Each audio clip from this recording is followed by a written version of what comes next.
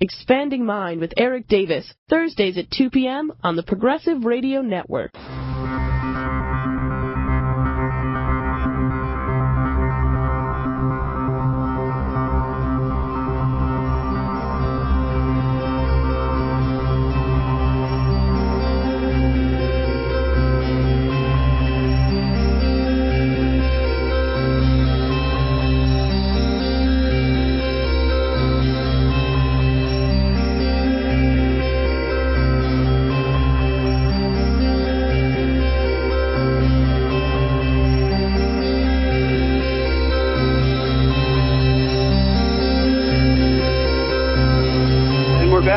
Sorry about that brief interruption. The gremlins that host Expanding Mind are still with us.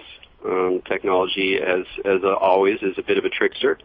Anyway, so there I was in this forest in the middle of nowhere, and hearing these three guys pulling out the most sort of aggressive, crazed, distorted, exuberant, mad kind of music that in some sense sounded nothing like nature.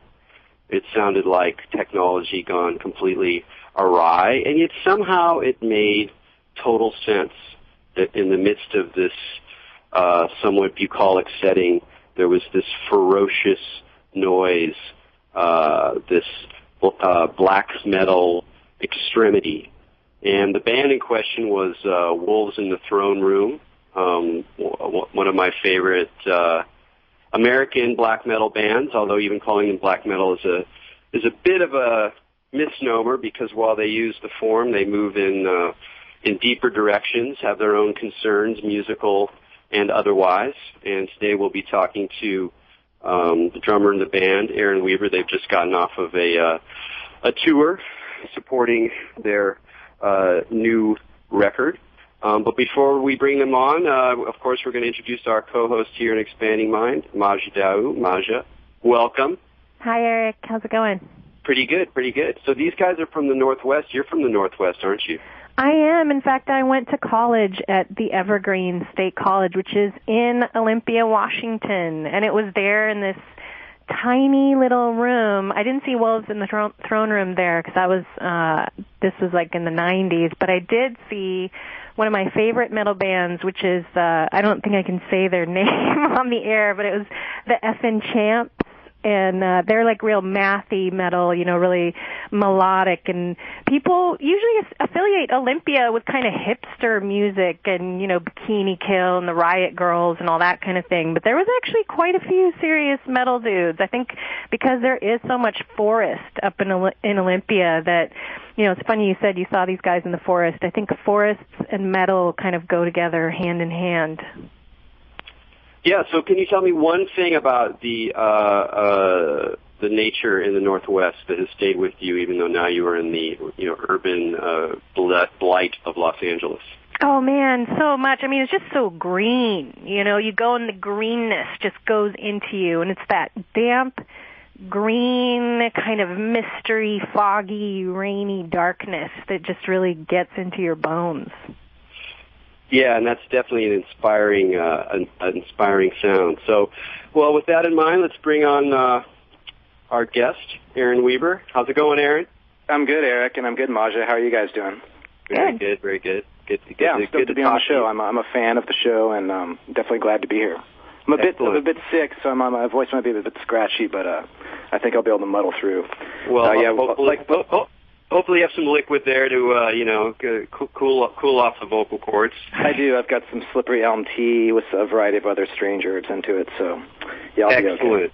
Sounds perfect. Well, I remember when we spoke after that gig, I was kind of sort of impressed that you definitely did not sort of fit whatever stereotype I might have had about somebody who would wind up playing black metal, both in terms of your musical background and your own kind of personal life story. And I'd really love to start out with that, to talk a little bit about where you came from when you were working in DC, and then how you kind of music you were playing and interested in, and then how you found your way into this very interesting, very powerful genre. Yeah, totally. The band is myself and my brother Nathan. And there's been people that have come and gone over the years, but we've definitely been the core of the group, both musically and aesthetically, and as far as just sort of setting the boundaries of what the band is going to be and what it's going to be about. And we both grew up in Olympia, actually. I was born in Topeka, Kansas, but Nathan was born in Portland, so he's very much a Cascadian child. And we've lived here ever since we were little kids. The house we live in now is about, I don't know, a quarter mile away from Evergreen State College, and it's about half a mile away from the house that we grew up in. So we're really connected to Olympia and the surrounding environment, both culturally and I think also, really tied into the landscape as well. The forest that we live in now is the very same forest that we played in as kids. And it's been really, really amazing to watch it develop over the years. It's kind of been this force that's always watched over us. And the nature in the Northwest is something that's always been really, crucial to our development. But also, like Maja noted, Olympia is really well known for having a pretty vibrant, music scene. She mentioned Bikini Kill, and, there's 20, 30 other pretty well-known bands that you could name that come from Olympia. And there's record labels like Kill Rock Stars and K. And that's definitely the scene that Nathan and I came up in when we were kids. Like, in middle school, and then of course in high school, we were definitely going to shows at the Capitol Theater downtown, which I'm sure is a venue that Maj is familiar with. So many shows that I saw totally. there. So we were probably, you might be of a slightly older generation. I'm 34. Oh, I'm 36. That's crazy. We might have been at the same shows. I totally imagine that we were. Oh, that's nuts. Yeah, it's a small world, man. It's interesting how people, the paths that we all end up on, I know. It's wild. So anyway, we came up in that DIY scene, but we were always metalheads, and I think that we're always more interested in the woods than we were in, the kind of more urban, the kind of stuff that you're into when you're into living in the city, hanging out at the bar and kind of the more hipster side of things. But we were definitely, punk rockers. We had like a, very political view of things. Well, that's something that's always struck me about the Northwest, and maybe you can talk about this a little, because I had the same effect, is it does have this urban scene, like you can go to Seattle or Olympia, and there's all these very much kind of genre hipster type of people because of the music, but then you can travel like literally 15 minutes and be in the middle of a rainforest, Absolutely, so while there are these very urban environments, it's like, you're literally right next to a jungle. So I know for me and all my friends, even as teenagers, I grew up on an island, on Vashon Island. And you grew up in Vashon? Okay. Yeah, totally. So, I mean, we would all go to the woods, and like you said, the woods had such a deep effect on us. And I was hugely into metal, even when I was in like 7th grade. I remember the first Metallica song I heard, and that was it.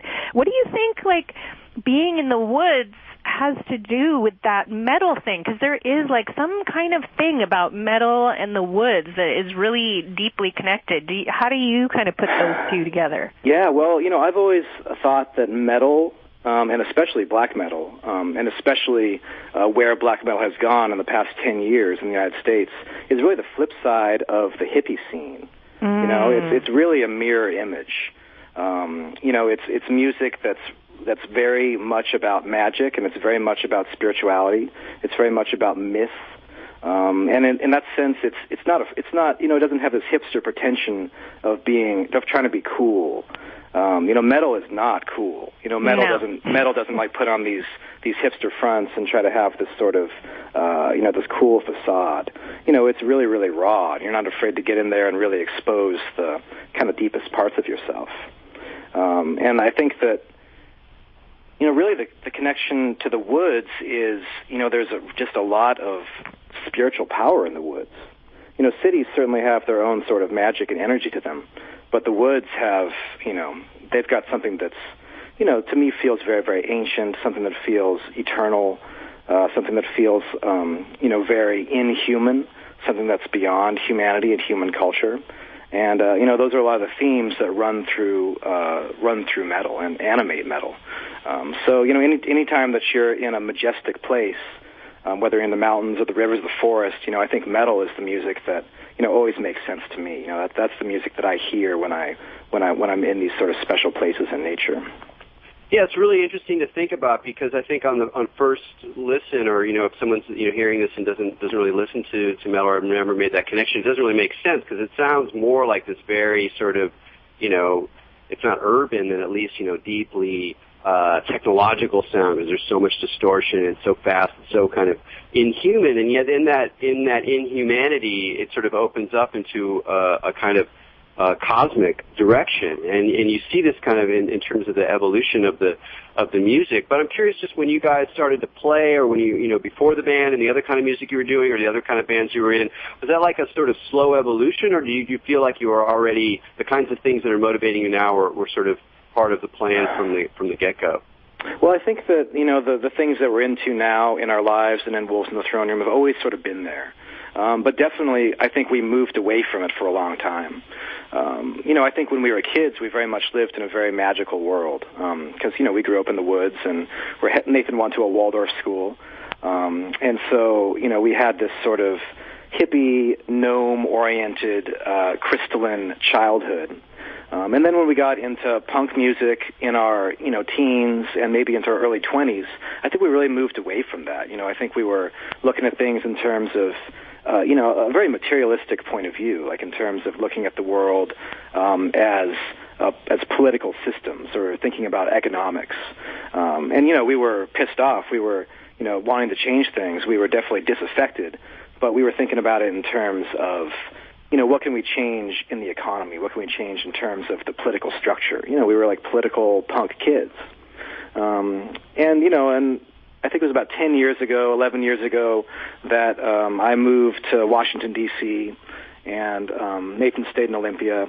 And, it was this kind of, the standard post-college drifting period where we were feeling a bit listless, and, things didn't feel very meaningful, and we were definitely searching for, the next step.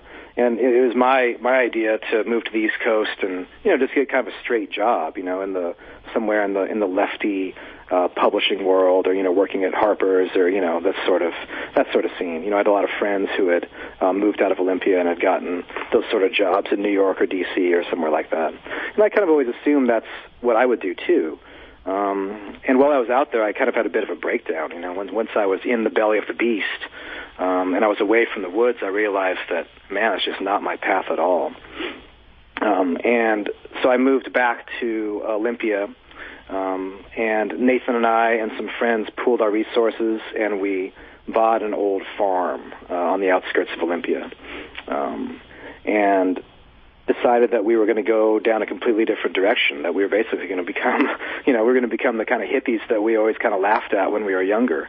We're going to build our own shacks and learn organic farming and really transform our minds and our consciousness, and move it away from this idea of understanding the world as this big mechanism, and try to get in touch with the spiritual side of things, or the mystical or the mythic side of things. Well, and the way you guys are living, I think, is such an important message to people too, because traditionally in America, people will affiliate black metal with Satanism, and certainly, there's people that have suffered as a result of that. You listen to metal music and everyone thinks you're suddenly a Satanist, when really, it's more paganism and that kind of nature worship and thing like that. And certainly there are metal bands that are satanic. There's your good share of black metal bands that are openly satanic in their visions, but the real, for me, that opening in metal is the paganistic thing, and your guys' lyrics are so reflective of that. So to see the way you guys live your life, I think, is so important, because that shows not only are you interested in the philosophy or the ideas or even the sound, but you guys are actually living your lives according to those ideas and philosophies. Yeah, that's been the goal. The idea is to, not just have Wolves in the Throne Room be this artistic outlet, or have it just be, a hobby or something we do on the side, but have the music and the spirit of the music be completely interwoven into a greater vision for things. And so, to that end, the music and the development of our farm and, trying to live a lifestyle that's pretty fucking far. Oh, wait, sorry, I can't say. pretty far outside of the mainstream. It's one project to us. Developing as spiritual people and developing as tradesmen and farmers and developing as musicians is one project. That's something about the modern world that has always really bothered me, is this intense need to compartmentalize things, to have your work self and your home at family self, and the self that goes out with the boys on the weekends, and the self that might have some sort of, hidden, embarrassing, artistic outlet, the spiritual self that goes to church, the self you have with your parents. That's something that I try to dissolve as much as possible in my own life.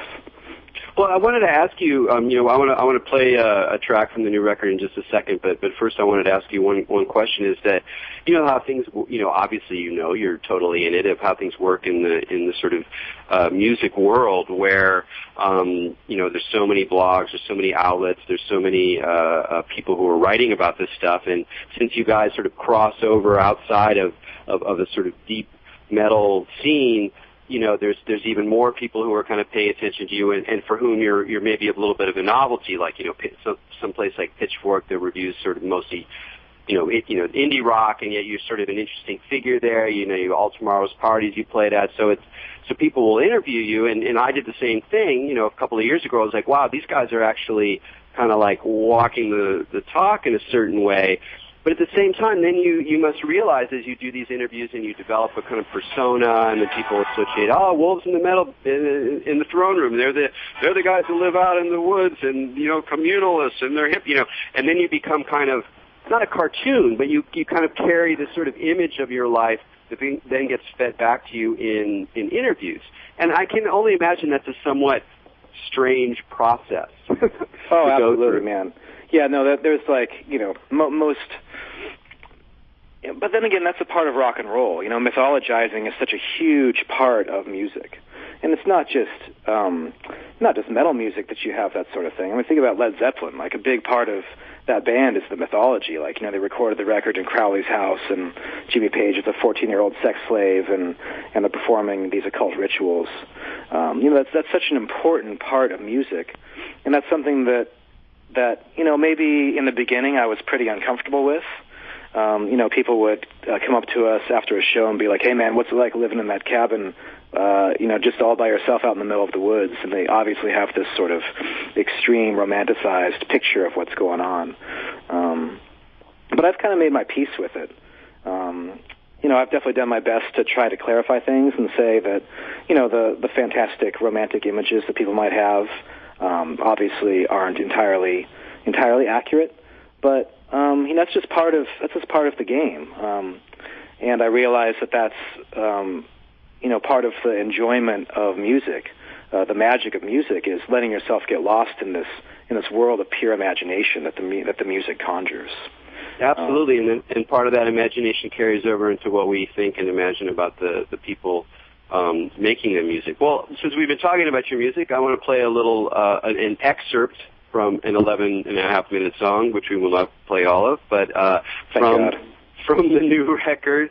And I picked out this sort of section of it because it moves from a very slow, beautiful, luscious, folkish kind of music into the heavier sounds that we more associate with black metal, and so it gives kind of a taste of the range of the kinds of music you're working with, because you're definitely exploding the genre in a lot of ways. And this is the track Thuja Magus Imperium. What does that mean? What is Thuja?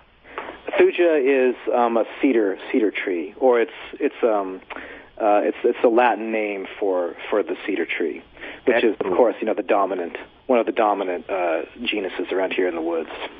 Absolutely. So that's a beautiful title. All right, so we'll play this track and then come back and talk about it. All right, thanks.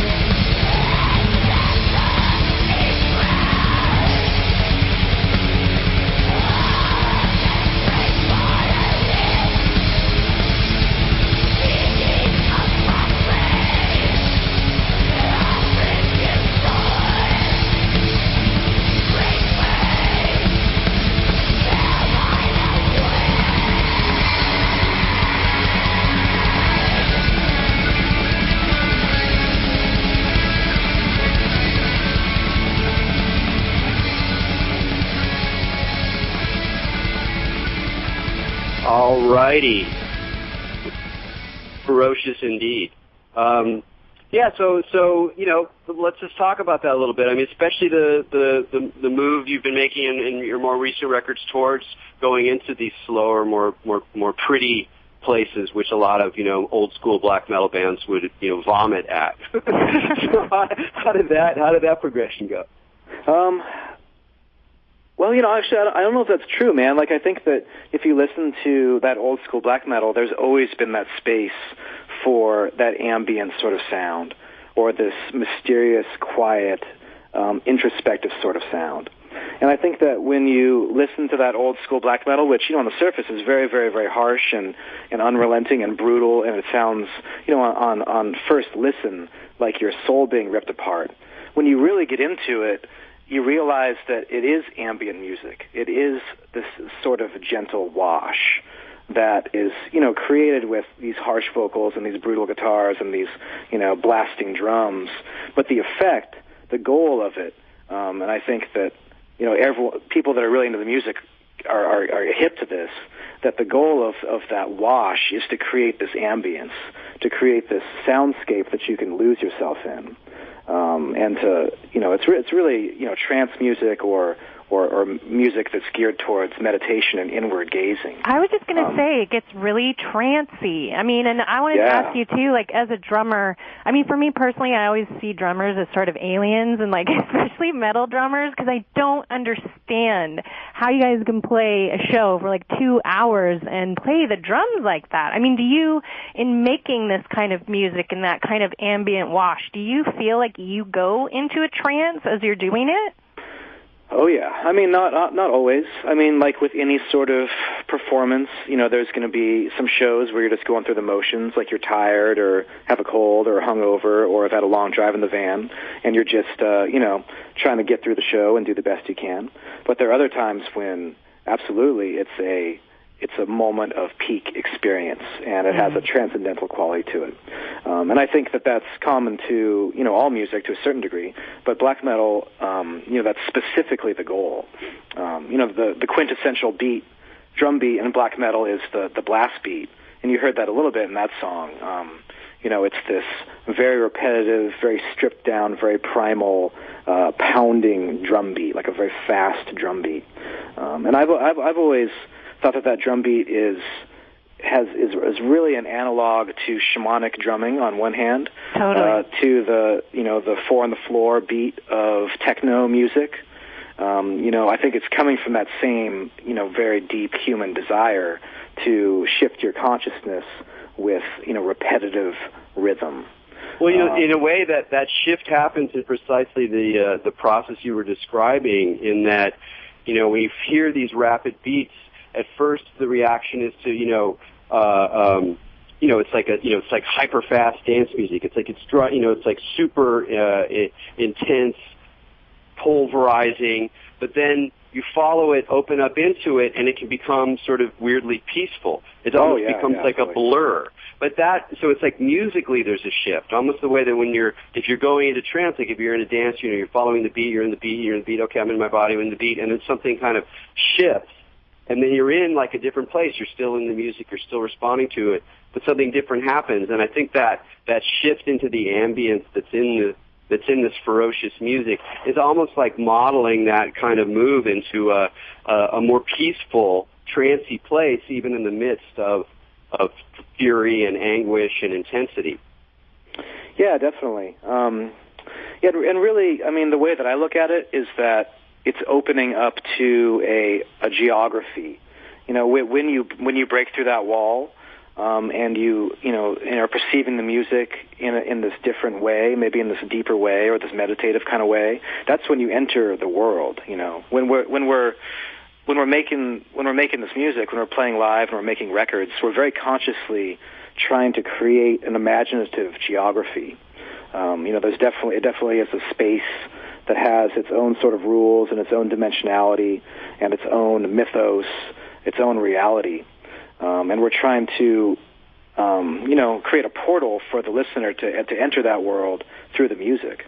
What that world is the world we experience here in the woods. It's the occult reality or the spiritual reality of the forests and the mountains of the Northwest, and the energies that we feel there and the things we've experienced.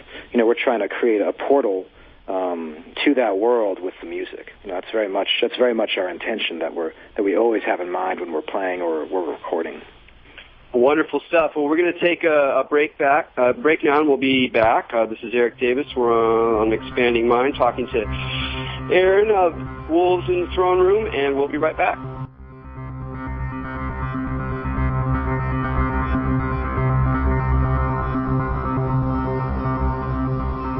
Welcome back to Expanding Mind on the Progressive Radio Network.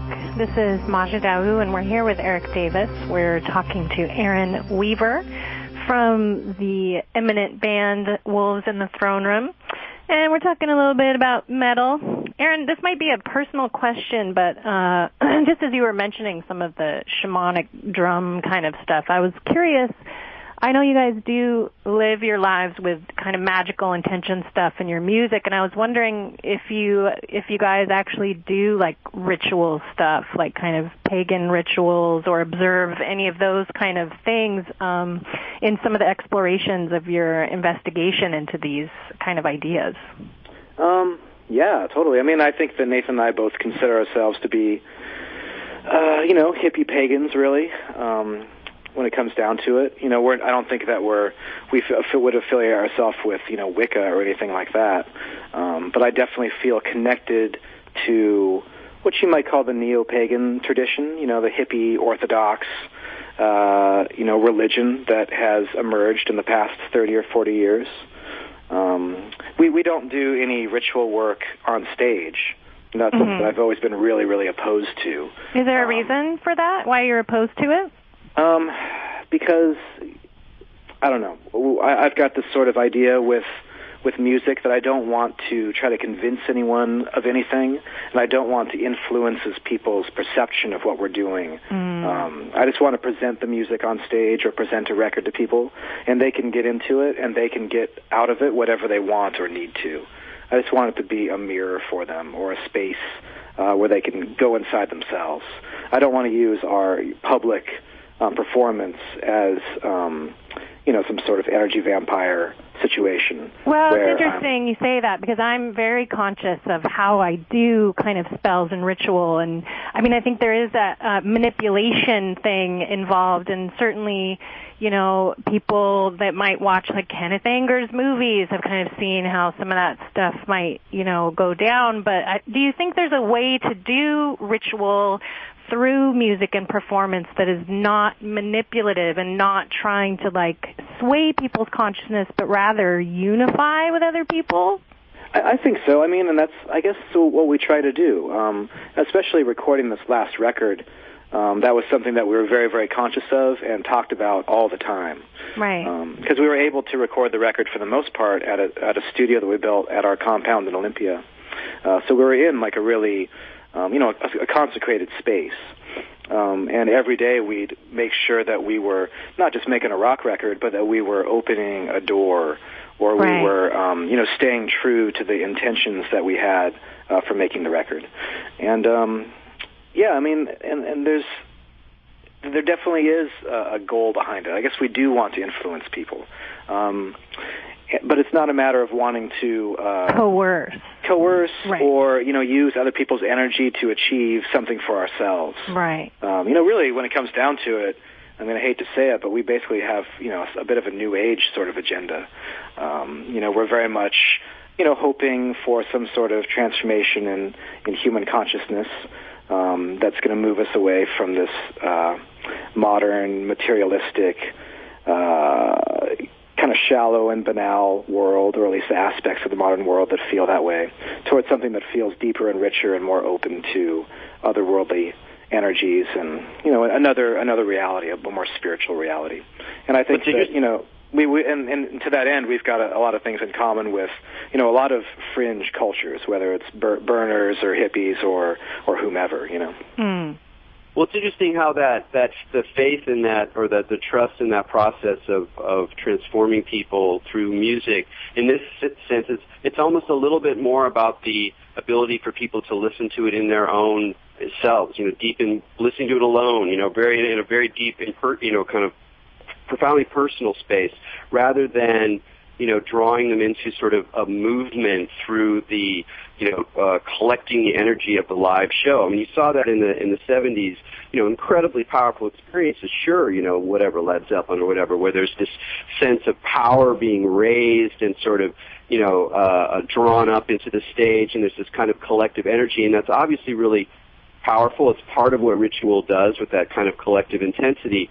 But one of the things that always struck me about metal and listening to it, over many, many years, is that I got it more the more I was listening to it in a deeply isolated space. And it didn't mean that it made me feel isolated, because in some ways it actually allowed me to access emotions and intuition that were often kind of hard to get at when I was in the midst of society, and even with people that I had a lot to share with emotionally or spiritually. But it was when I was on my own or in a place where I needed really to withdraw that I found that it actually kind of would glow the most.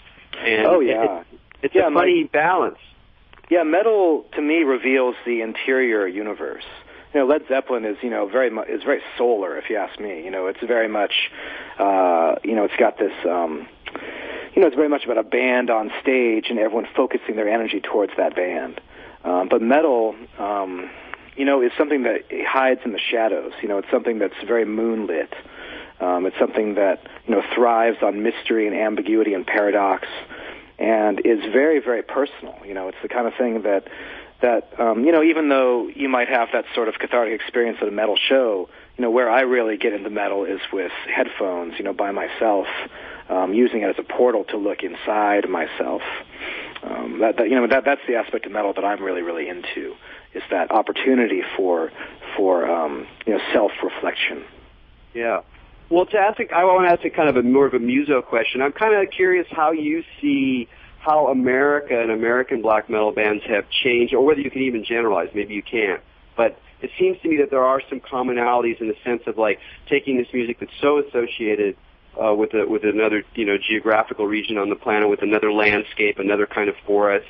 And while there's similarities, like certainly with the forest in the Northwest, there's a sense also that it's a different landscape. So it should, if this is partly pagan music, partly music of nature, it would change in this new environment. And I'm just kind of curious how you see yourselves in that, or how you see the difference in American black metal. Yeah, absolutely. Yeah, so if you look at European black metal, especially the black metal that has this pagan or heathen orientation to it, rather than a satanic orientation, it's very much trying to conjure this, lost, forgotten, probably mythologized world of the ancestors. It's trying to conjure up the warriors of Beowulf's Hall. It's trying to get in touch with, the very specific gods of the Norse pantheon. American bands don't have that energy to them. We don't have access to those same sort of energies, I don't think, because, we're on a different continent. We are in a landscape where we are very much newcomers and don't have this deep connection to the land and don't have a culture that's connected to the land. And I think that maybe that's the quintessential defining feature of American black metal, and especially of Wolves in the Throne Room, is that we are very much Americans, and we're very much disconnected from any sort of culture, any sort of tradition, any sort of deep connection to the land. And maybe that's the source of the despair and the sadness and the melancholy that you hear in the music, is because, we're desperately seeking that sort of connection. We desperately want to have some pantheon of ancient gods that we can turn to. We want to have some sort of heroic epic that's been passed down from generation to generation. And we just don't have that. White people have been in the Northwest for, 100 years, 150 years? And in the meantime, we've destroyed it. We've destroyed all the sacred places that existed before, the loggers and the miners and the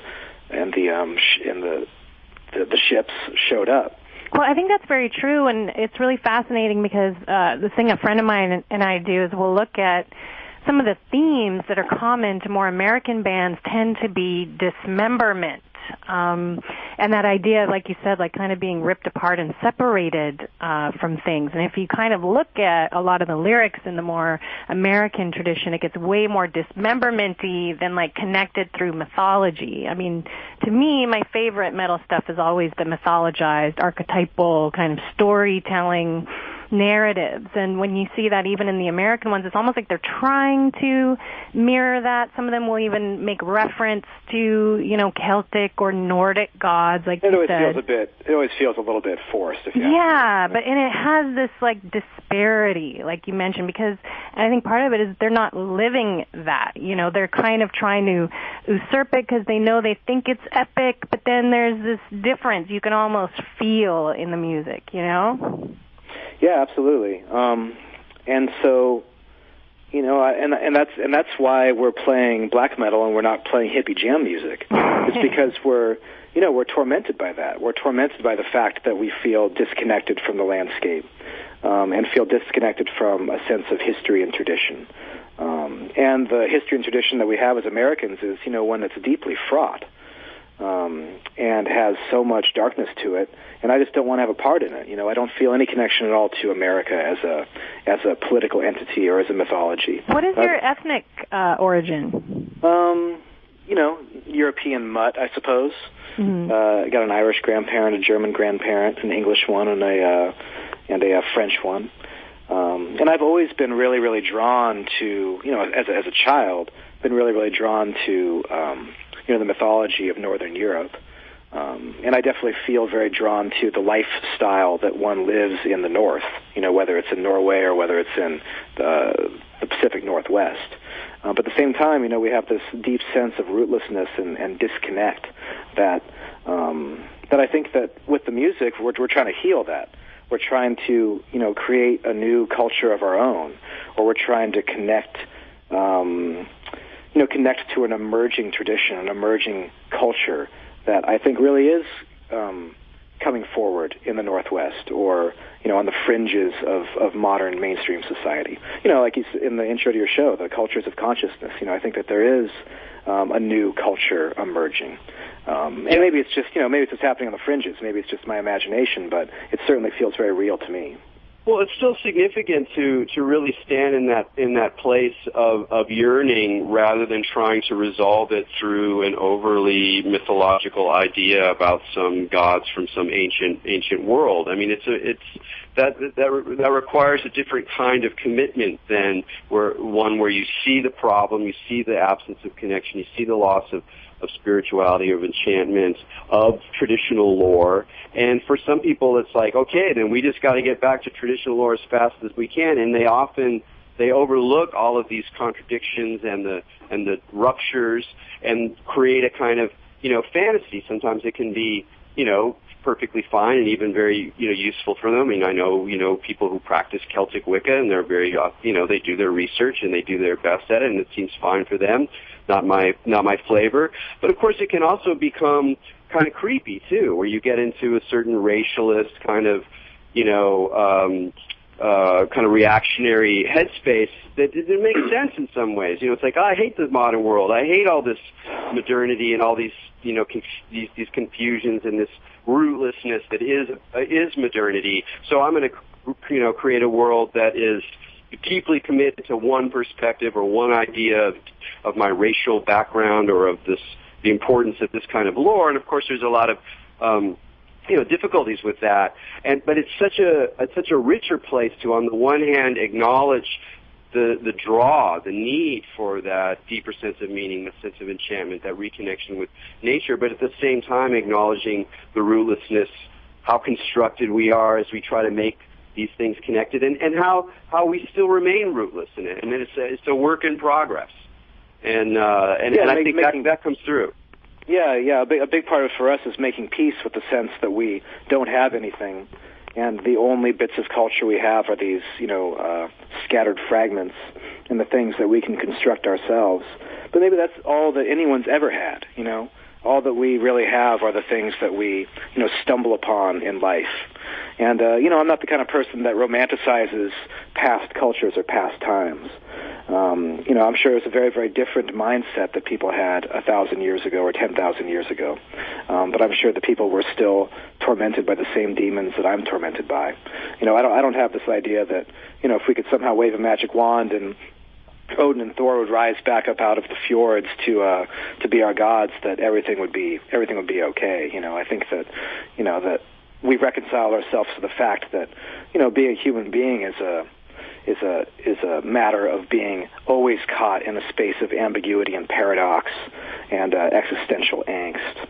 But I liked what you said about how, when you try to tap into these ancient sort of gods, it can take on a sort of sinister edge. That's a huge issue that we deal with in black metal, which oftentimes has a very, very strong right-wing edge to it.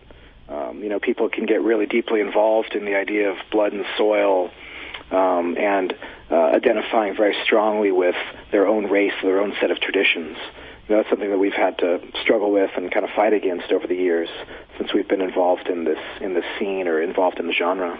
Well, talk more about that. I mean, I'm very conflicted about it because I find myself, I love this music. I also do a lot of it, and I often find myself going, oh, gee, but what is our politics? Gosh, how do we work this out? And it's not like a trivial thing in the sense, and not just because it's an important issue and it's a big deal and there's some creepy stuff there, but it's more that I can totally understand why within the spirit of the music and the yearning and the angst and the desire for a kind of deeper connection to the cosmos and to nature, why people go down that route, and at the same time I'm deeply convinced that it's the wrong route to go. So yeah. I'd love to hear more of how you guys have wrestled with that and thought about it. Well, I think with all, I've always thought that fascism and racism are just cop-outs. I think that they're failures of imagination or a failure to find a better solution. I think that racism and xenophobia are all about placing the blame on someone else. It's all about placing the blame on some Jewish conspiracy or placing the blame on immigrants for watering down your culture and not taking responsibility to look inside yourself and, create something new. Say, hey, this is just the world that we live in. We need to create something that is appropriate for this time and place, for our epoch, and not try to look back to try to recreate, this forgotten, lost, pagan world of our ancestors. Well, and I wonder if you could talk a little bit, too, in terms of some of those human issues, the role of the animal in there. I mean, even your guys' name kind of harkens back to that. I mean, it's not like a lost pagan thing, but when you're in the woods, it's a very real thing. And to me, that's why I've always liked your guys' name, Wolves in the Throne Room, because it has that connotation that animals are present in a human environment. And that's something when you live close to nature that's always sort of an issue. And I wonder, to me, I always look at like animals as solutions to people's problems, like whether they're political or racial or stuff like that. I always like to look at how animals operate. And I wonder, was there have you guys had animalistic experiences that kind of feed some of your themes in that sense? I mean, even outside of the maybe political issues of humanity, but how did the animal themes kind of work themselves in? Well, I think it has to do with, finding the animal in the human being. One of the, there's of course a cultural ferment that our band comes out of. And a part of it is, the Olympia underground DIY ethic. And another big part of it is the, culture of tree sits and of Eugene, Oregon-based anarcho-primitivism, anti-civ, sort of crusty punks, rewilding, this sort of culture that is, pretty dominant in the underground in the Northwest. And a big part of that culture is the idea that, and I don't necessarily buy into this idea hook, line, and sinker, but the idea that as soon as humanity moved away from, this primary life way of hunting and gathering, and started to settle down, started to, grow food, started to live in cities, that was the, where we were tossed out of the garden and lost this sort of, we made this very profound break with our true path as human beings, which, would be to have access to that wildness, have access to that feral spirit. And that's a big part of what black metal is. It's trying to reconnect to that feralness, trying to reconnect to that animalistic, wild nature that, modernity does force you to conceal. It's not appropriate to have those sort of wild, animalistic feelings when you're working a straight job and living a normal life in the city. Yeah, and it's funny to kind of create that inside the individual in a weird way. Like just to think back about that sense of listening to the music in isolation on some level with headphones by yourself in a mood of deep interiority. In some ways, that's the kind of, from one perspective, that's sort of the extreme of, the modern individual. You're a consumer. You have your own iPod. You have your own music. You listen to it in your, in your headphones on your own space, in your own space.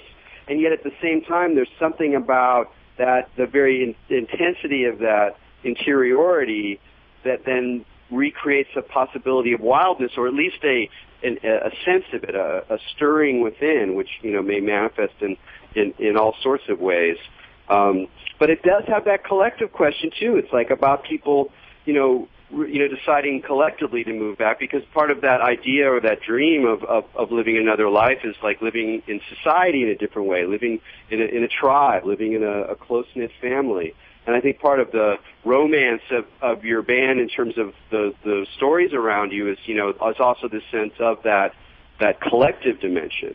And so how does that work out in terms of the way that, like, the band becomes a certain kind of tribe, but then you have the world that you're living in with your families and with your sort of local environments?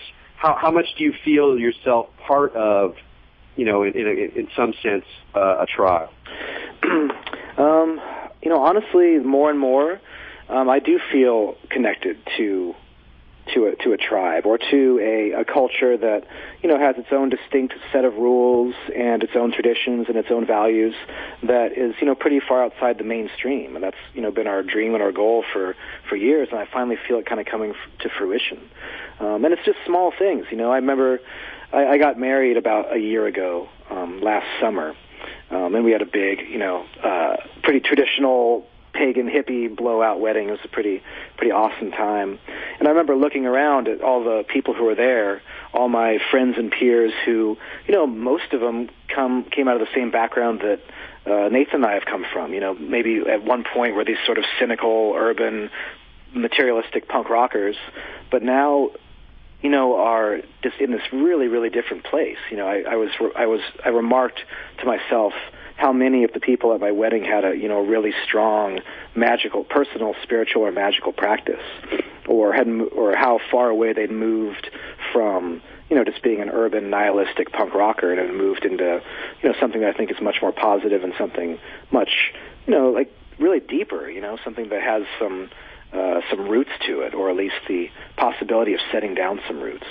What was another? Another example is one of our housemates at the farm had a little baby about a year ago, and the mother had a blessing way, which is this kind of cheesy hippie tradition, and it's the kind of thing that maybe I might think is kind of silly or kind of goofy sometimes, but at the same time, it was really, really cool, because the woman that facilitated it was this older witchy woman who was in her 60s, and she had a blessing way for her daughter in a teepee in the Okanagan on their pot-growing plantation in the 70s.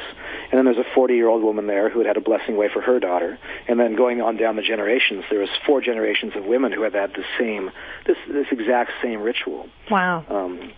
And, that's a pretty small tradition. That's a very new tradition. But still, at the same time, for the people taking part in it, it feels very, very meaningful. It might have the same depth as some sort of imagined brutal initiation ritual from some hunter-gatherer tribe 10,000 years ago. It's creating an ancestral culture, really. Yeah. That's the dream, I suppose. And that's what we're trying to do in our small way, is open up the door to that possibility. We only have got a couple of minutes left here, and for some reason this question has popped in my head. I wonder if you could tell me about one of your favorite places in the forest around you. Let's see. I don't know if I want to reveal all my favorite spots. Well, you don't tell me where it is. You can tell me what you like about it. The most magical place I've been recently is a hot spring in the North Cascades. That's pretty near where they filmed Twin Peaks. I guess we haven't really talked about Twin Peaks yet, but that's something that features pretty prominently in our lives. And totally. That definitely Twin Peaks tapped into something that's very, very true about the Northwest and the weird stuff that happens out there. But there's a hot spring up in the pretty deep up in the North Cascades that is a truly amazing place. For some reason it didn't get logged off. 100 years ago, some old prospector bought the land, and it never got contracted out to loggers, so the old-growth forest is still intact. And he was digging for quartz crystals in the side of this mountain, and he hit a spring of boiling hot water when he was about 30 feet deep into the side of this mountain. And so nowadays it's this very beautiful and amazing sanctuary that is a cave filled about chest deep with very, very hot, very healing water, amongst this old-growth forest, just a few paces away from a rushing river. That's one of my favorite spots I've been to recently. But that's a marvelous vision as I look out at the blight of Houston, Texas. It's Houston. Most marvelous indeed. Well, Aaron, thank you so much for being on the show, and best of luck with everything. And we didn't even really do the proper pumping of the record. That's for the best. I hate that kind of stuff. Yeah, go out and buy Celestial Lineage. 5 Wolves in the Throne Room. You can download it. There I did it. But thanks a lot, man. All right, thanks a lot, Eric. Goodbye, Maja. Bye. All right, from Maja and me, keep your minds open.